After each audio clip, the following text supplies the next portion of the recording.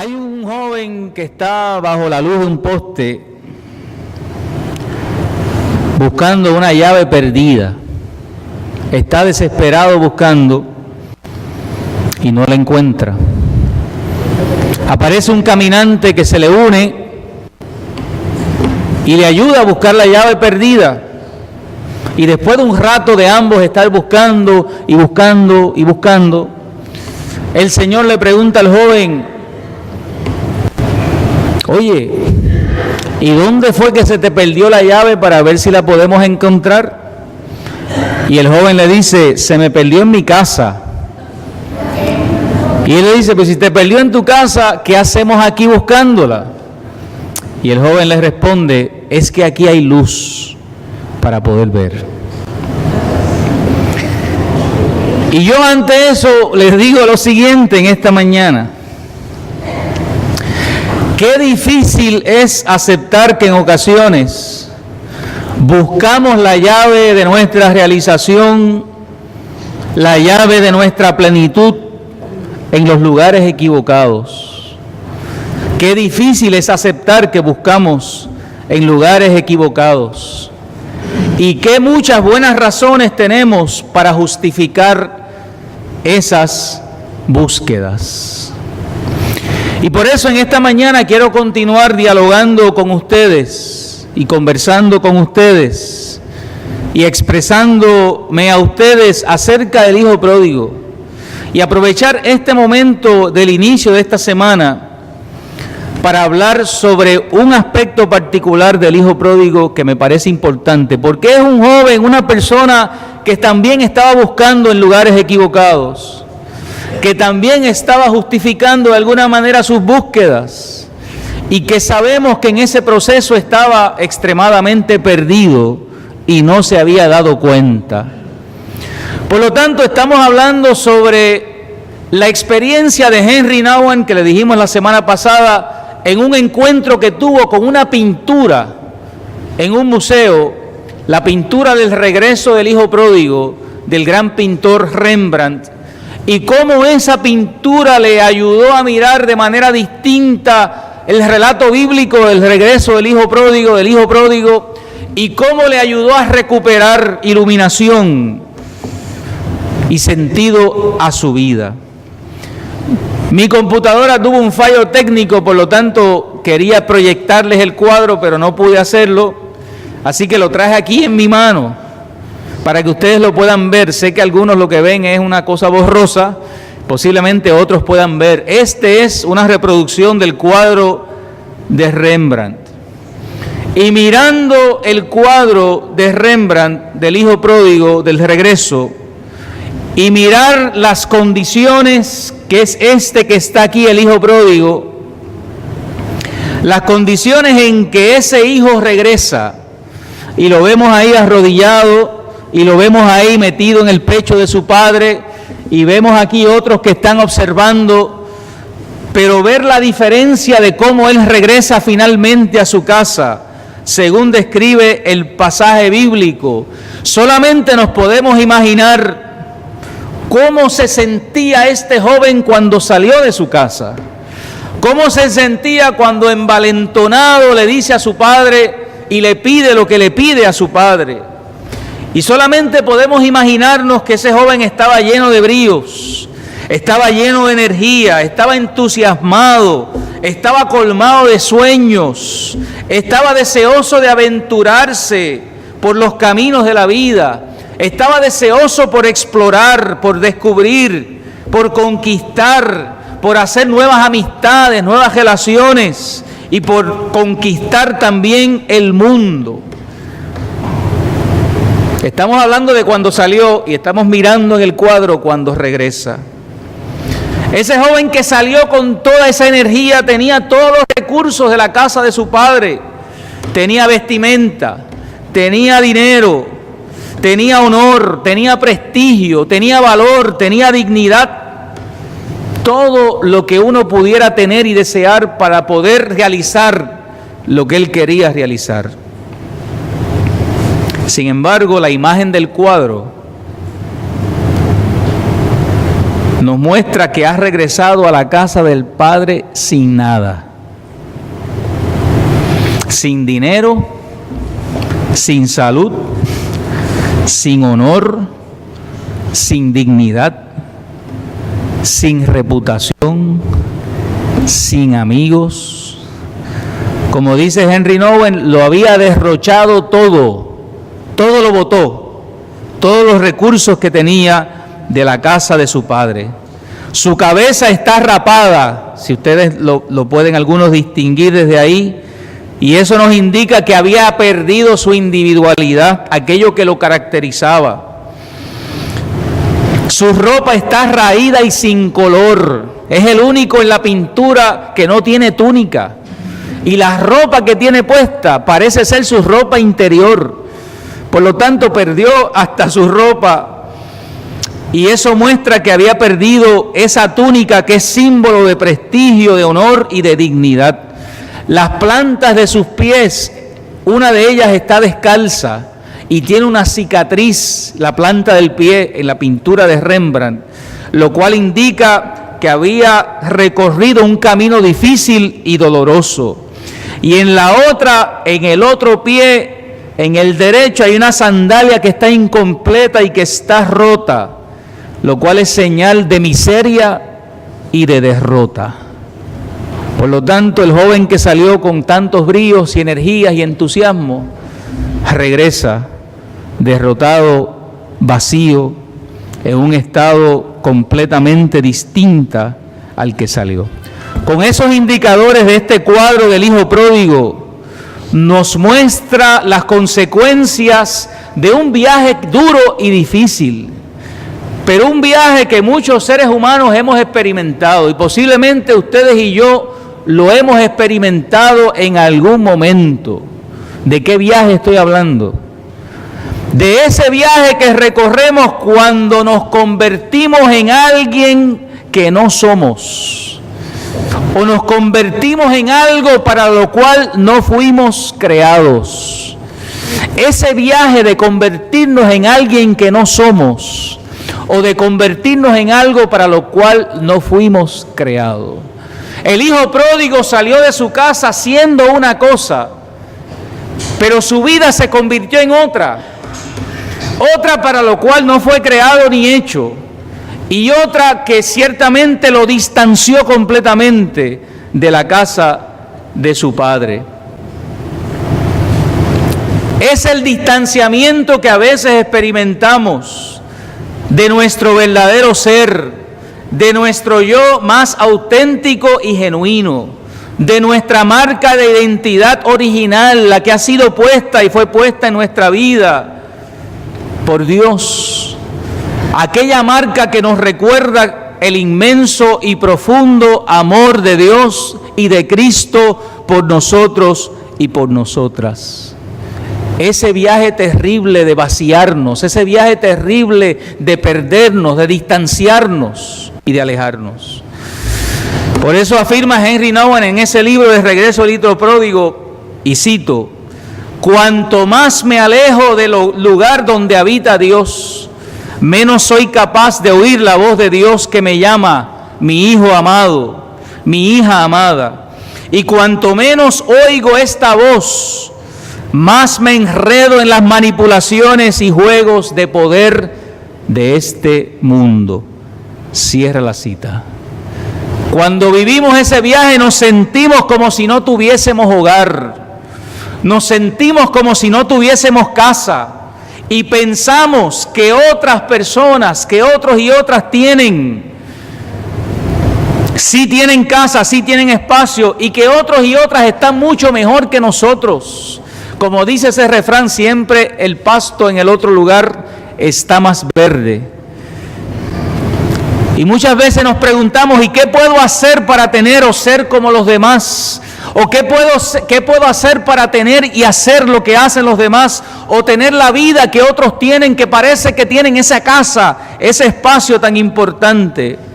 Y cuando no logramos tener eso, y cuando no logramos ser eso, hay frustración, hay resentimientos, hay celos, hay envidias, hay experiencias que nos siguen alejando y hundiendo aún más en la desesperación y hundiendo aún más en la soledad. Por eso en el libro de los orígenes, que es el libro de Génesis, allí podemos ver que se destacan las dimensiones profundas del dolor y de la angustia en el ser humano cuando hay una búsqueda equivocada, cuando hay un camino equivocado, cuando hay un sendero mal elegido. Y lo vemos en la figura de Adán y Eva, que la mencionamos la semana pasada. Adán y Eva que pensaron que lo que había realizado a través de ellos estaba incompleto. Adán y Eva que sintieron que la propuesta que Dios le había hecho no era suficiente y se vieron tentados y tentadas a querer tener más, a querer buscar más, a querer ampliar la identidad que ya Dios les había dado.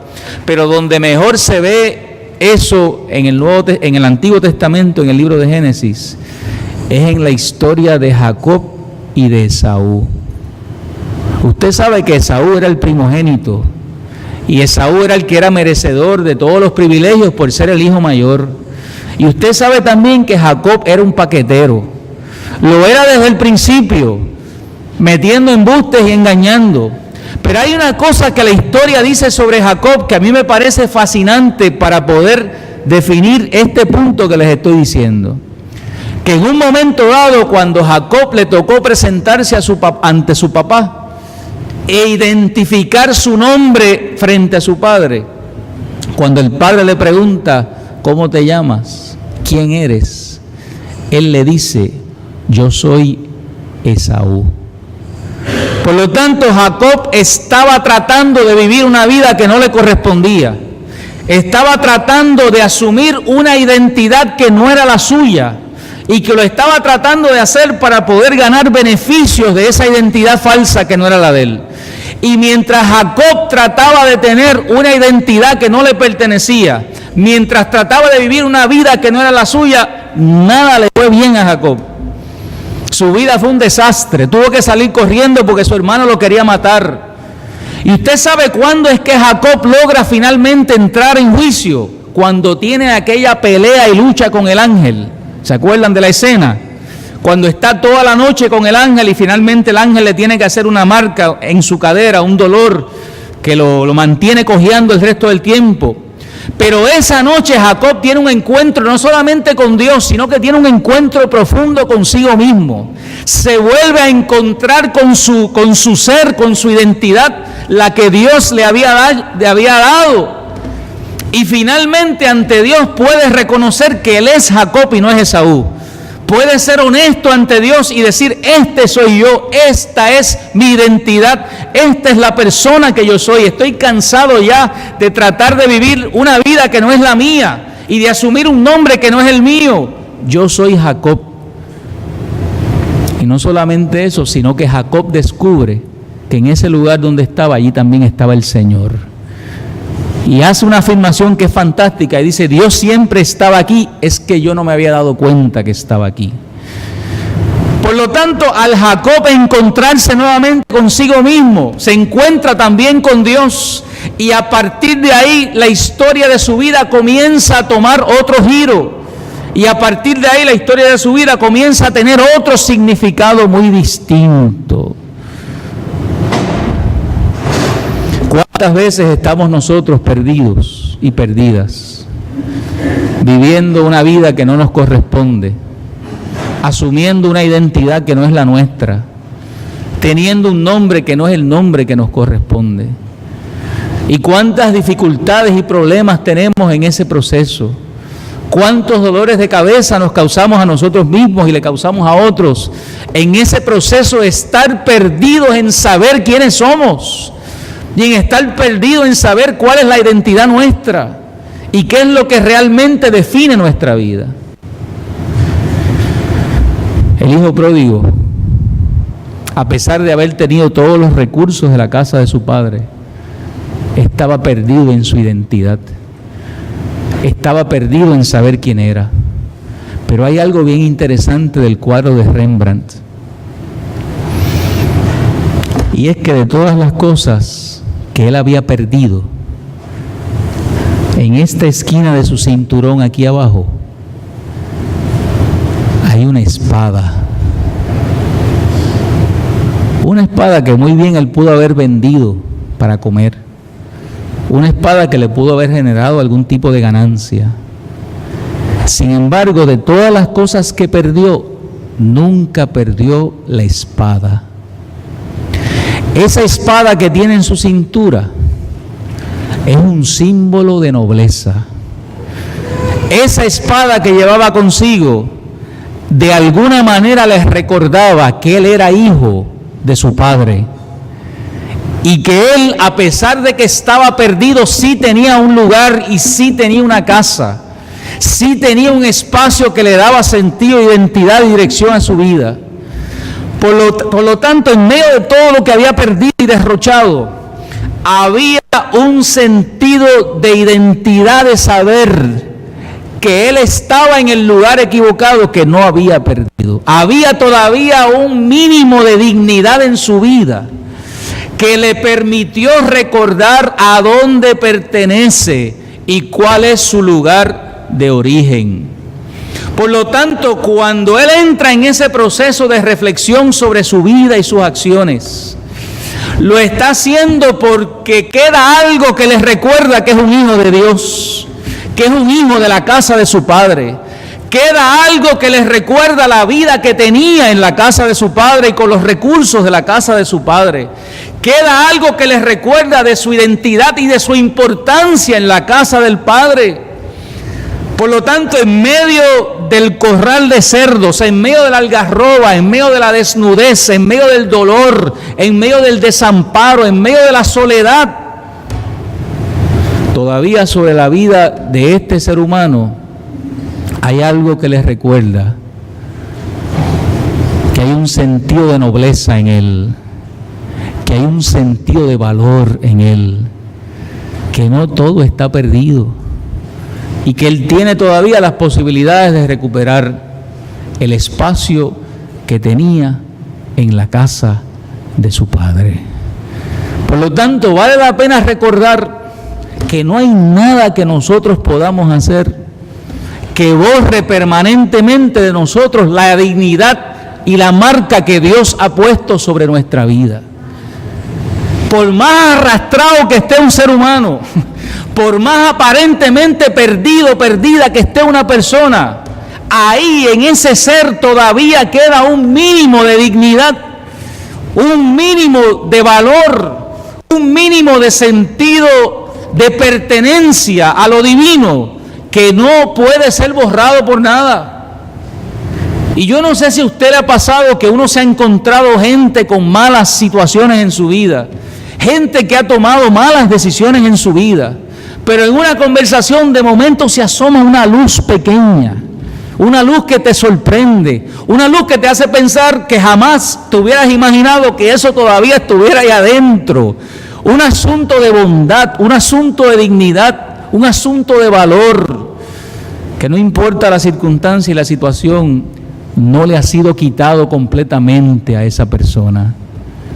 Pues sepa usted, y hermano y hermana, que eso es lo que está en nosotros. Es como una especie de GPS que nos recuerda el camino de regreso a la casa de nuestro Padre.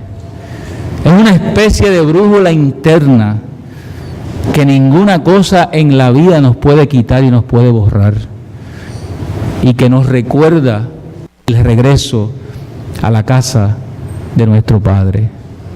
Y en ese sentido, este joven, en medio de su estado, sintió un llamado desde lo más profundo de su ser, un llamado desde su verdadera identidad al reconocerse hijo de su Padre, al reconocerse que tendría todavía oportunidad de regresar a la casa, al reconocer la oportunidad de salir del lugar donde él estaba, porque sí tenía lugar para donde ir, espacio a donde regresar, gente que lo iba a estar esperando, gente que lo iba a recibir de regreso, un amor que ni la distancia que él mismo había optado ha podido romper.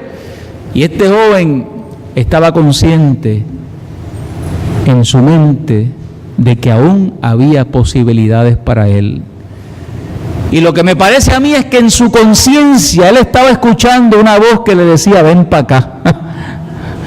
En su conciencia él estaba escuchando una voz que le decía: regresa a tu casa, este no es tu lugar, este no es la persona que tú eres. Y había una voz en su mente que le decía: ven para acá, regresa nuevamente a la casa del Padre, regresa nuevamente al espacio del amor, regresa nuevamente al lugar donde la vida te puede hacer mayor sentido, regresa al lugar donde realmente eres valorado por lo que eres y no por lo que tienes, regresa al lugar donde es afirmada tu dignidad y respetada tu persona, regresa al lugar donde puedes afirmar y sentir lo que es la verdadera comunión, lo que es el verdadero amor, lo que es estar vivo realmente y no mendigando por los caminos la amistad y el cariño de otros. Yo creo que en la conciencia del hijo pródigo resonaba esa voz que decía: ven para acá, no te quedes ahí, sal del lugar donde estás. Y bien, y comienza un camino completamente contrario al que llevabas. Su camino original era uno de perdición. Y perdición porque se estaba distanciando de lo que realmente era fundamental e importante. Perdición porque se olvidó de sí mismo, porque se distanció de su verdadera identidad y su persona. Y precisamente el llamado que le hace su propia conciencia es de recuperar, de encontrarse, de saber quién era, de afirmar el amor del Padre por él, de regresar al espacio donde realmente pertenecía. Y allí en el lugar de la muerte, allí en el lugar de la injusticia, allí en el lugar del dolor, de la amargura y de la soledad, el hijo pródigo se encuentra nuevamente con sí mismo y tiene el valor de comenzar a pensar en la necesidad de regresar a la casa de su padre. Y es interesante que cuando nosotros hacemos algo mal, nosotros esperamos recibir lo peor.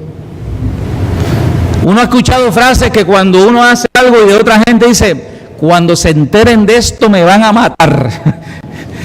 Lo que yo he hecho no tiene perdón de Dios. Y en mi casa me van a fustigar por esta acción que yo he cometido. Y a veces uno se ha sorprendido que la reacción no ha sido tan violenta y tan dura. Y a veces se ha sorprendido porque se ha sobreexagerado en la reacción que uno tampoco esperaba. Pero en este discurso del joven que está en este lugar en el texto bíblico, él está anticipando en su mente lo que el Padre va a hacer. Él está anticipando lo que puede ser el trato que le va a dar el Padre en su casa. Y él está esperando que ese trato por lo menos se asemeje al trato que el Padre le da a los esclavos y a los siervos de la casa. En otras palabras, que ya él pensaba que lo que el Padre iba a hacer era un castigo que lo pondría en una posición inferior. Y él lo que estaba pidiendo era una entrada mínima, una compasión mínima, que por lo menos dejara por allí estar con los jornaleros de la casa, que eran los sirvientes de la casa. A veces nosotros tenemos imágenes y pensamientos de Dios que no son los correctos. A veces pensamos que Dios nos ha descartado por malas decisiones que hemos tomado. A veces pensamos que Dios ya nos ha tomado en cuenta por las rebeldías de nuestra mente y de nuestro corazón. A veces pensamos que Dios está ahí esperando para emitir su juicio sobre nosotros cuando hemos hecho las cosas mal. Pero hay algo en este pasaje bíblico que hay que recordar. Y es que el Padre sorprende al Hijo. Y no solamente sorprende al Hijo, sorprende a todos los que están allí mirando. Y sorprende a todos los que están escuchando la parábola también y la historia de Jesús. Porque no solamente lo está esperando con los brazos abiertos, sino que cuando llega le pone ropa nueva, le pone sandalias, le mata a mandar un lechón y hace una fiesta y una celebración. Y le pone el anillo, lo cual significa que el Padre hace todo lo necesario para devolverle la dignidad y el valor de aquel que estaba perdido. Y si su hermano mayor se enchismó porque no lo trató como él pensaba que se merecía ser tratado. porque el padre le pasó la mano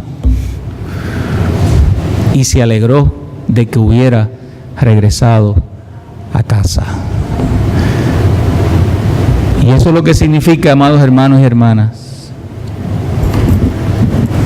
jóvenes de nuestra iglesia,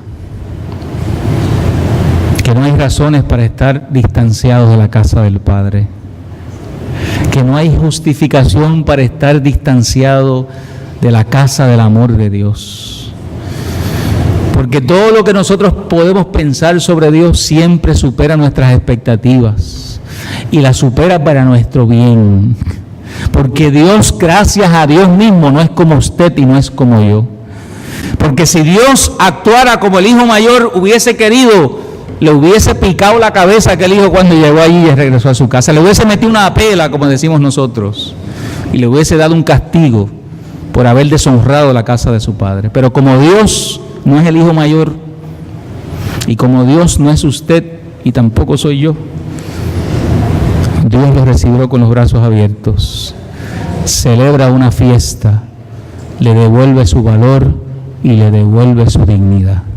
Y qué bueno que Dios es así. Y qué bueno que Jesús dio testimonio de ese Dios, porque si no, ninguno de nosotros mereceríamos estar en este lugar en esta mañana. Así de inmenso es el amor de Dios, así de grande es el amor de Cristo por nosotros. Por lo tanto, tomemos en esta mañana como ejemplo maravilloso la vida del Hijo pródigo. Y pensemos si también nosotros estamos buscando en el lugar equivocado. Pensemos si nosotros también estamos justificando nuestras búsquedas erradas. Pensemos si nosotros estamos perdidos, sin casa, sin espacio, sin lugar, y que estamos tratando de vivir la identidad o la vida de otro que no es la nuestra, tener el nombre de otro que no es el nuestro, la historia de otro que no es la nuestra.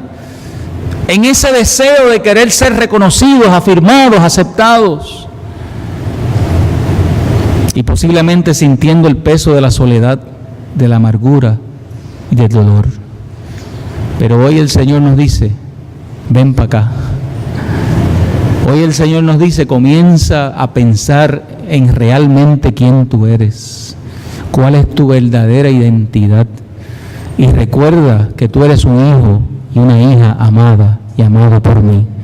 Recuerda que es el amor el que marca primeramente tu vida.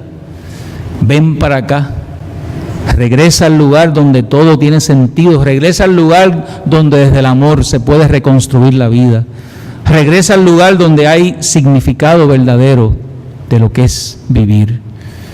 El Señor en esta mañana nos dice, ven para acá, regresa a la casa del Padre, encuentra tu lugar, encuentra tu persona, encuentra tu identidad, encuentra realmente quién tú eres.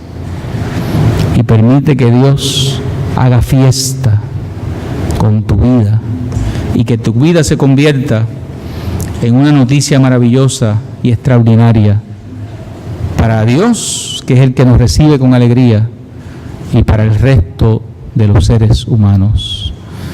Ven para acá, no te quedes en las sombras, no te quedes en las dudas, no te quedes en la amargura. Ven para acá. Hay alguien que te espera con los brazos abiertos. Hay alguien que te ama tal y como tú eres. Hay alguien que le da valor a tu vida. Ven para acá. Que el buen Padre, la buena Madre, el buen Dios te está esperando. Te está esperando con los brazos abiertos. Cierren sus ojos para hacer una oración.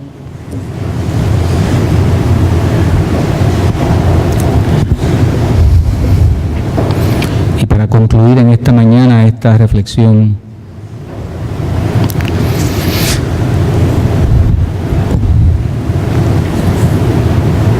y antes de orar quiero decirles que estadísticamente, comprobado en Estados Unidos en estudios que se han hecho, el 85% de los jóvenes abandonan la iglesia entre los 21 y los 35 años de edad. Y la abandonan por distintas razones, porque ya no les hace sentido, porque quieren explorar y buscar otras cosas, porque entran en otras experiencias, en otros contactos. Y esa es una estadística alarmante y preocupante, que entre los 21 y 35 años de edad se vayan. Muchos regresan después, pero un gran por ciento no regresa nunca más a la experiencia, a la vida de la iglesia. Por lo tanto, hay muchos potenciales hijos pródigos en ese sentido en la iglesia, en nuestra juventud.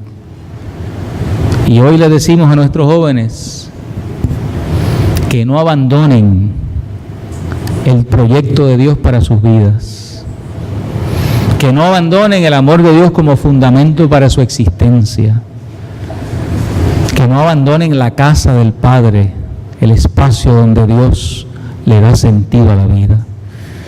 Y en esta oración yo quisiera también orar por eso y pedirle al Señor que nos ayude. Así que ore conmigo por cada uno de ellos y de ellas. En esta mañana, Señor, ponemos nuestro corazón en tus manos para pedirte y para implorarte por nuestra juventud, por estos jóvenes, por estas jóvenes que están hoy en el altar. Tú sabes, Señor, que esta iglesia les respeta, les ama, les admira y sobre todo que se alegran, Señor, de verlos aquí en el altar y se alegran de verlos aquí en tu casa participando de la vida de la iglesia. Por eso hoy, Señor, con todo nuestro corazón te pedimos que les guardes, que les bendigas, que les ayudes. Sabemos que la vida y que los tiempos no son fáciles. Sabemos, Señor, que son muchas las opciones, los caminos, las alternativas. Son muchas los pensamientos, las preguntas, las dudas. Son muchos los procesos y a veces confusos que corren por su corazón, por su mente, por sus experiencias de vida. Pero en medio de todo ello, Señor, te pido y te pedimos que ellos siempre puedan recordar que son hijos amados y amadas por ti. Siempre puedan recordar, oh Dios, el significado que tú le das a sus vidas, el sentido, Señor, que tiene cada una de sus vidas en ti. Que nunca se les borre, Señor, su identidad. Que nunca quieran asumir de manera total la vida de otra persona o la identidad de otra persona. Que siempre, Señor, te puedan encontrar a ti en todos sus caminos. Y que siempre en todo lo que hagan, siempre sepan quiénes son en ti, Señor. Por eso, Dios, los ponemos en tus manos una vez más. Muchos de ellos fueron presentados en los altares de la iglesia. Muchos de ellos fueron traídos en brazos, Señor, al altar cuando nacieron. Hoy nuevamente, Señor, los consagramos a ti. Y te pedimos, oh Dios, que los bendigas, que los dirijas en todos sus asuntos. Te lo pedimos, Señor amado, en el nombre de tu Hijo Jesucristo. Amén y amén.